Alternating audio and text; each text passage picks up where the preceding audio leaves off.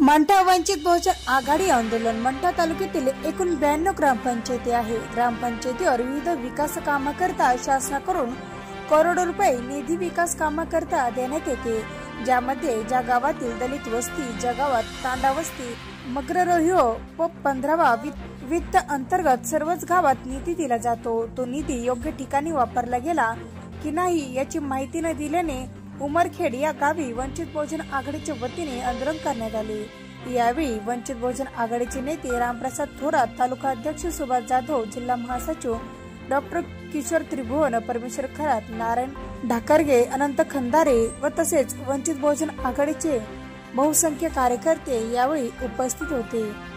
परिणाम असा होतोय, पंचायत समितीच्या माध्यमातून जनतेला दिल्या जाणाऱ्या ज्या काही योजना आहेत त्या योजनांमध्ये प्रचंड भ्रष्टाचार चालू आहे। इंग्रजांनी देशाला लुटला असं आपण म्हणतो, परंतु सध्याच्या प्रशासनातले अधिकारी हे इंग्रजाला लाजविल अशा पद्धतीचं काम करू लागले। योजनांचा नुसता कागदोपत्री घोळ आणि खेळ विशेषतः मंठा आणि परतूर तालुक्यामध्ये त्या ठिकाणी चालू आहे। आमदाराला सांभाळायचं आणि जनतेला वेठीला धरायचं अशा प्रकारचा धंदा इथल्या अधिकाऱ्यांनी सुरू केलेला आहे। सध्याच्या स्थितीत केंद्र सरकार मोठमोठ्या घोषणा करता आम्ही एवढे घरकुले दिले, पण प्रत्यक्षात घरकुलाचे जे गोरगरीब लाभार्थी आहेत त्या प्रत्येक लाभार्थ्यांना किमान बिल काढण्यासाठी 25-25 हजार रुपयाचा खर्च करावा लागतो।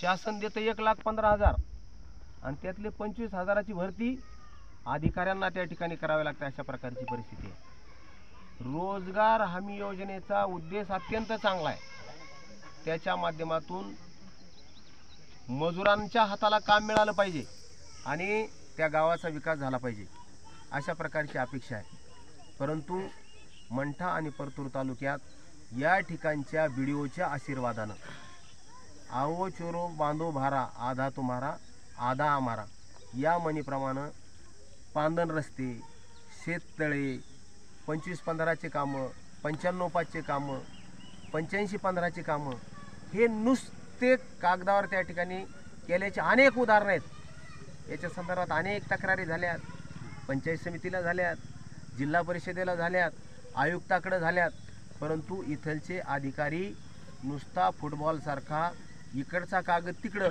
आणि तिकडचा कागद इकडं एवढंच एक कलमी कार्यक्रम अधिकाऱ्यांचा त्या ठिकाणी चालू आहे। रस्त्याचे कामं नुसते बोगस चालू आहेत। कुठला तरी विहिरीवरचा दगड आणायचा आणि 10-5 ट्रॅक्टर त्या ठिकाणी टाकायचे आणि रस्त्याचे बिलं त्या ठिकाणी काढायचे। हा एक कलमी कार्यक्रम पंचायत समिती प्रशासनाचा परतूर आणि मंठ्यामध्ये त्या ठिकाणी चालू आहे। आम्ही 20 तारखेला निवेदन दिले त्यांना, 20/1ला। त्याच्यापूर्वीसुद्धा बीडीओची भेट घेऊन त्यांना स्पष्ट सांगितले की खरं तर एखाद्या विकास कामाचा प्रारंभ करताना त्या ठिकाणी त्या कामाचा तपशील दर्शवणारा बोर्ड त्या ठिकाणी लावला पाहिजे। हे आम्हाला मागणी करावी लागली दुर्दैवानं, तरीसुद्धा इथल्या बीडीओला स्वतःचे काळे धंदे झाकण्यासाठी अशा प्रकारचे तपशील किंवा अशा प्रकारचे बोर्ड त्या ठिकाणी लावण्याची इच्छा झाली नाही। या सगळ्या कामांना खरं तर गटविकास अधिकाऱ्यांनी 10% कामाचं क्रॉस चेकिंग केलं पाहिजे। हे कुठंच जात नाहीत। हॉटेलवर बसून, धाब्यावर बसून, बारवर बसून त्या ठिकाणी आपलं पर्सेंटेज घेऊन संबंधित त्या कामाच्या जे काही देयक आहेत त्या देयकावर निसंकोच डोळे झाकून त्या ठिकाणी हे स्वाक्षऱ्या करतात।